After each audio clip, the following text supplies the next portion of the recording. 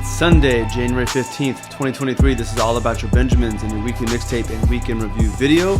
Welcome to the first week in review video of 2023. Took a couple weeks off to get the year started, but here we are, and we'll be making it a priority to be doing this every week, mainly for the Harmless Wealth family, but also putting it here on for all of you consuming this on the All About Your Benjamins YouTube channel or over on the blog. So let's get to the headlines that may or may not be impacting your financial plan and portfolio. And as you can see below, just a handful of articles to go through real quick. Kind of a light week when it comes from the news, but the few that are there are pretty big. First and foremost, we'll jump to the Federal Reserve, and the Federal Reserve says that they think it's still too early to think about stopping, pausing, or being done with raising interest rates. So we saw that the CPI rating for January came back, for December, came out at 6.5%.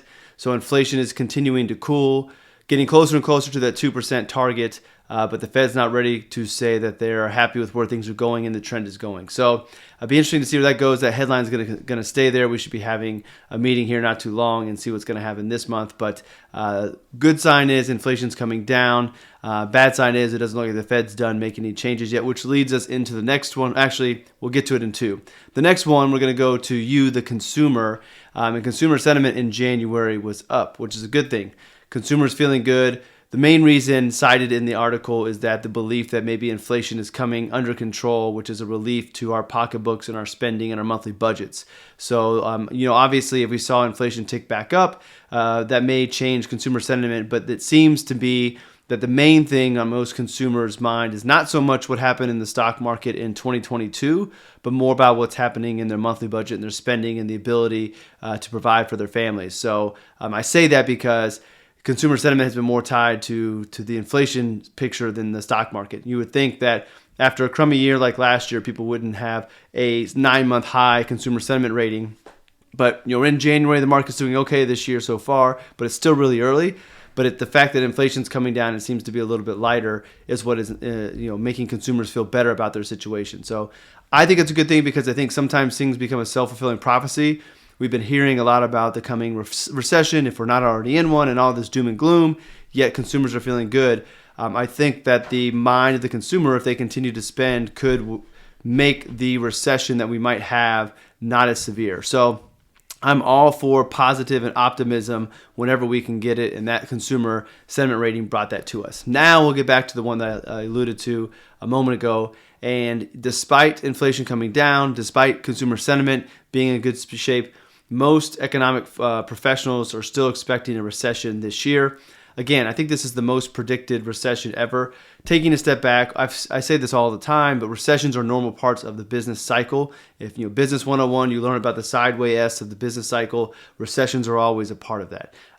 We're expecting one given everything that we've gone through over the last couple of years. So while we may have a recession, which means really at this point what they're waiting for is people to be laid off. Well, we have people getting laid off. Don't be surprised if you don't see the stock market have a huge sell-off like you might think you're going to see with the recession. We still could. Obviously, no one really knows. But if we believe the story that the stock market is a forward pricing entity, it's already pricing in a recession that we think is going to happen. When that happens, the market shouldn't be too surprised. So maybe at the first sign of a recession, the market doesn't do anything negatively. Usually the market will recover before the news gets better anyways. But just something to put out there is that you may see a disconnect between the headlines and the market, and that's okay. Or we could see that the recession is more severe than we thought it was. The Federal Reserve doesn't make any changes to get us out of it, whatever it might be, and the market could sell off. So we don't know, which always goes back to the financial advisor's belief that we should have a diversified portfolio, tailor it to your risk tolerance, tie it to your goals, so that in those moments when things are going on, you don't have to react and make a lot of drastic changes to your portfolio, because it's usually the worst time to do it, and it's usually hard to get back into it. Not to say that some of you out there can't, but it's a really tough thing to do. So everybody's still expecting a recession. That hasn't changed. The final article I shared, Janet Yellen is suggesting that the federal government, Congress, get ahead of the game and raise the debt ceiling. According to her, by June, we would no longer be able to meet our obligations, and that could cause trouble for the U.S., for the dollar, for our debt. This is not the first time we've heard this story. It's been a little while since we've heard about debt ceiling stories being in the news, but I remember, it seems like a few years ago, maybe longer, that it was a big headline news they kept on extending it a little bit, and the market didn't like those conversations. So there's another headline to throw out there for 2023 that could impact the markets in the short term. Again, in the short term. So those are the headlines for this week. The only thing I would say in closing is, within a new year, just kind of resetting and focus. Just think of 2023 as a year to really focus on the things that you can control the most. I hope that's what you get out of the takeaway from when I do these week in review videos, is that there's all these headlines, but at the end of the day, we just really can only focus and control on what it is that we can control.